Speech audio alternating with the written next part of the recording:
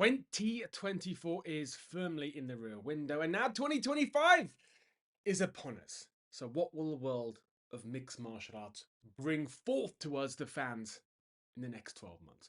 Well, everyone's having their say on predictions for 2025. So, I thought I'll take a look at three and give my thoughts. Plenty to look into here. First of all, there's the heavyweight division.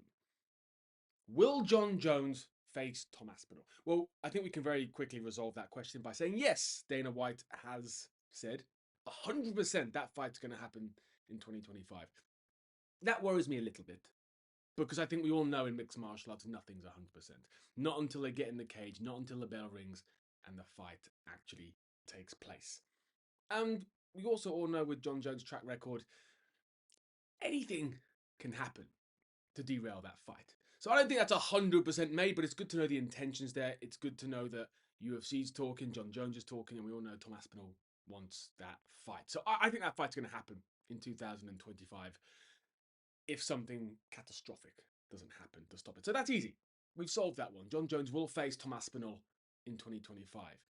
But what's the bigger discussion for me are the permutations that that fight then brings up in the wider heavyweight division.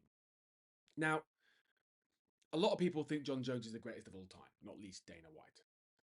Others are saying that Tom Aspinall is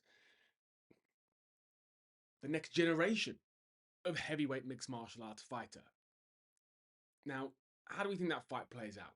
I've talked to a lot of people in the industry that actually think that Tom Aspinall could get it done.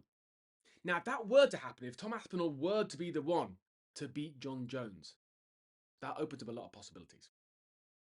Does the winner of that fight, Tom Aspinall versus John Jones, are they now the best heavyweight on the planet? I hear you say, yes, of course they are. They're the UFC heavyweight champion. But let's not forget, Francis Ngannou, who is currently signed with the PFL, is the lineal heavyweight champion.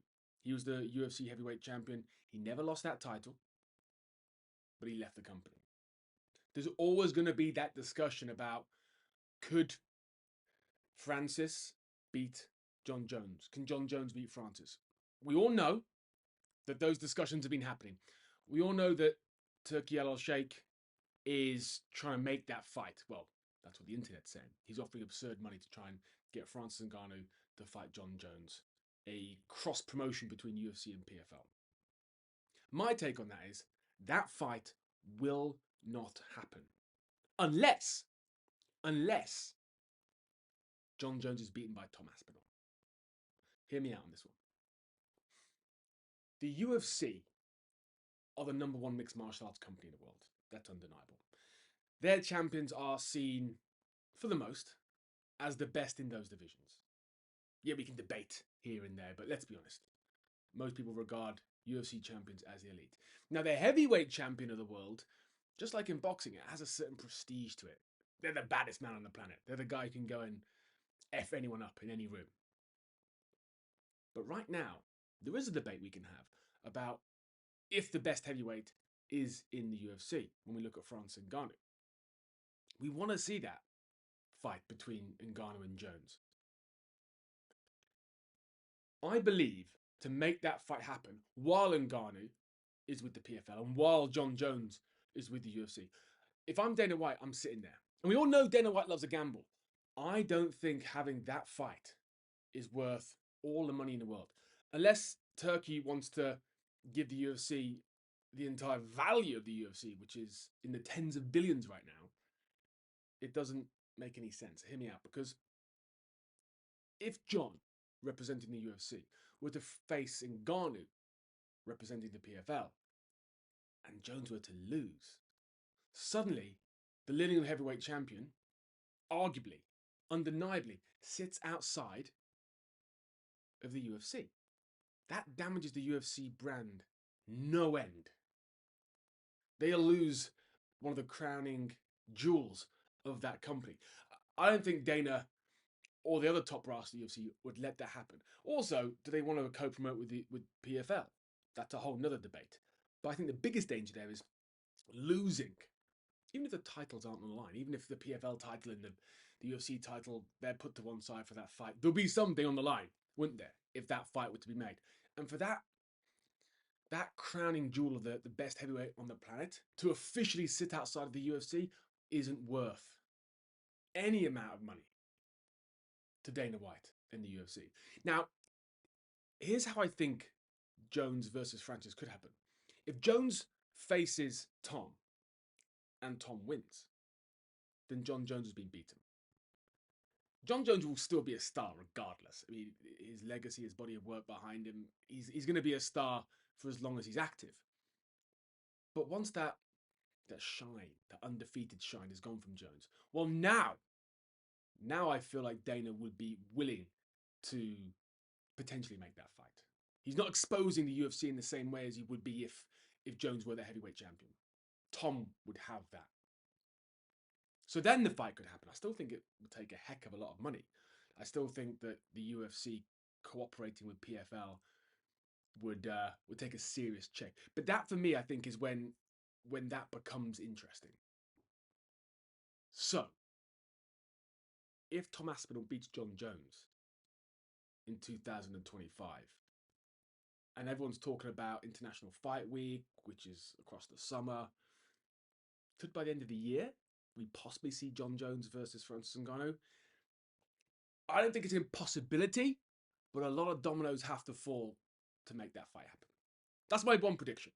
Yes, we're going to have John Jones versus Tom Aspinall. Off the back of that fight, though, I think the permutations and the different openings in the heavyweight division will be intriguing to see. Will 2025 be the year we finally figure out who the best heavyweight in MMA is? Undeniably. Slim, but not impossible. Another prediction I'm seeing out there is the UFC's European expansion. Most notably, them jumping into Spain. Ilia Topuria is a fast rising star, being very marketable. We saw him with the likes of Sergio Ramos in his last fight against Max Holloway. Ramos was in his corner, brought a lot of mainstream attention to the UFC, to MMA, to Ilia himself, which I think really helps grow him as a star. Has he got the personality of Conor McGregor? No, he hasn't. He certainly has the skills of the top fighter. I mean, you look at anyone's pound for pound list right now for MMA fighters, and Topuria's on there along with Islam Makhachev. So, yeah, if handled correctly, can Topuria be a flagship star for UFC? Yeah. And I think them jumping into Spain and putting on an event there would be the first UFC event in Spain ever. Ever. I know. It's almost hard to comprehend that UFC haven't been over there yet. But I think the UFC looking to expand into Europe is sensible. I think we've seen other promotions really getting a hold into the European market that the UFC haven't quite got yet. The PFL is an example. We saw the events PFL have put on in Europe, particularly in France, and the response they've had.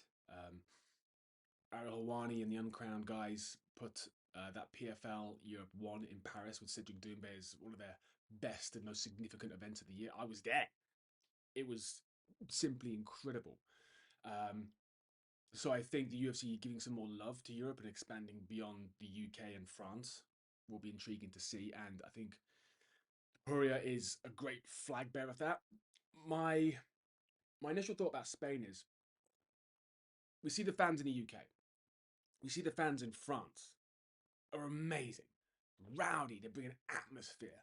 Now, I'm not saying that the Spanish fans can't do that, but I want to see it.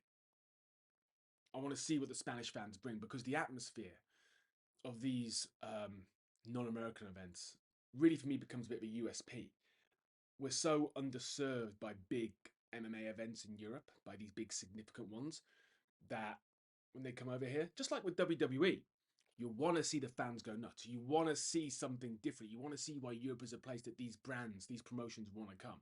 So if the UFC expand to Spain, I hope that it can be an incredible event. I hope that those fans, and there'll be fans traveling from other markets, don't get me wrong, but I hope that that Spanish event, if it does take place, will deliver like ones in London do, like ones in France do. And not from a card point of view. Of course, I want a big card. I love a big card over here. And on European time. None of these 4 or 5 AM starts. It becomes pointless at that point, doesn't it? but I hope the fans deliver. So it creates that unique atmosphere. Topuria coming over here and performing, and the crowd he brings with him, the celebrities, the attention. I think that would be fantastic. Can the UFC become a leading promotion in Europe? Yeah, I know, of course, it's the leading promotion in the world, but we look at the likes of KSW, Octagon have been doing really well. And again, with PFL, there's a lot of big events happening over here. You look at a KSW event, go and look at some of the footage from those events. They're huge. They're gargantuan. Very showy. Not the quality of fight of the UFC, but there's a lot on offer over here. Can the European expansion of the UFC take place this year? And can a star like Topuria break new markets? We'll see. On a little note on this, I was looking through some blogs, and as Henry Cejudo said that he believes that Makhachev versus Topuria could be bigger than John Jones and Tom Aspinall. I don't know about that one. Is it a significant fight? Yeah, look, two champions of their respective divisions facing off. It'll be Topuria stepping up, I would expect. So that would then open it up for him to be a two-division champion, of which there are very few. That would be a huge fight for them. It would be a significant moment if Ilya was able to do that and claim two divisional titles. But is that a bigger fight? I mean, it's a great fight, it's an amazing fight. And I think if you're an MMA purist and you're really involved in the scene and follow it, yeah, that's a huge, huge fight. But is it a bigger fight than Jones Aspinall? No, no. The mainstream attention won't be the same. A heavyweight fight, a John Jones fight, is going to be gargantuan. So I don't think, and if I've taken that in the context that I've seen it, I don't think that Henry's right on that one. I don't think that fight is bigger than Jones Aspinall. I think it's an amazing fight to watch, and I think the potential to come out of it is huge. I mean, Topuria, the featherweight champ, goes up against the lightweight champ. I mean, that's a beautiful matchup. But Jones Aspinall, the build up to that, the storytelling, the stakes will be much, much higher. So, in short, can the UFC continue their expansion into Europe? Yes, absolutely. They've got the UK lockdown. They've got great presence in France, but there's so many other territories they can jump into. Spain could be the next one. Can they make a success of that? If executed properly, yes. I just hope the Spanish fans bring their best and create atmospheres like we've seen in France and London. Number 3, Conor McGregor's return to the octagon. Will it happen? Finally, in 2025. My take on that is it will not. I find it really hard to see how Conor McGregor gets the motivation to step back inside the octagon. What's left of him? Now, that Michael Chandler fight has been dangled in front of us since early 2024. It didn't take place. A broken toe stopped it happening. Did it really? Was it a broken toe that stopped that fight happening? Conor McGregor of old would have stepped in there with a broken foot. I know this is a different Conor McGregor. There's much more to lose at this point. He doesn't need it like he did back then. But still, that's a tough call. Was it a broken toe that was the ultimate nail in the coffin of that fight? Or was it people around Conor, the UFC, saying that Conor wasn't in the right place for that fight? I don't know. Only those with the knowledge will know. But it didn't look like Conor was ready for that fight. Not for everything he was sharing online. And I know sometimes fighters, controllers, they can put online, of course, whatever they want to put on there. I remember David Haye when he was getting ready to fight Tony Bellew was posting pictures and videos of him on a yacht having fun when he's supposed to be training for Tony. He was trolling us. Of course he was training hard for that. Conor, though, he's living a good life. He's living a good life. He's got all the money in the world. He doesn't need this anymore. He's having a lot of tumultuous times in his personal life as well. How much of a distraction are they when you're trying to look to prepare to get inside the octagon, especially against someone who's such a tank like Michael Chandler. And then there's the news that a 250 million each, $250 million each fight between Conor McGregor and, as of right now, it's Logan Paul. But then there's rumors that they want Jake Paul, and there's all this back and forth going on about this Conor McGregor versus one of the Paul brothers boxing match in India. Huge payday.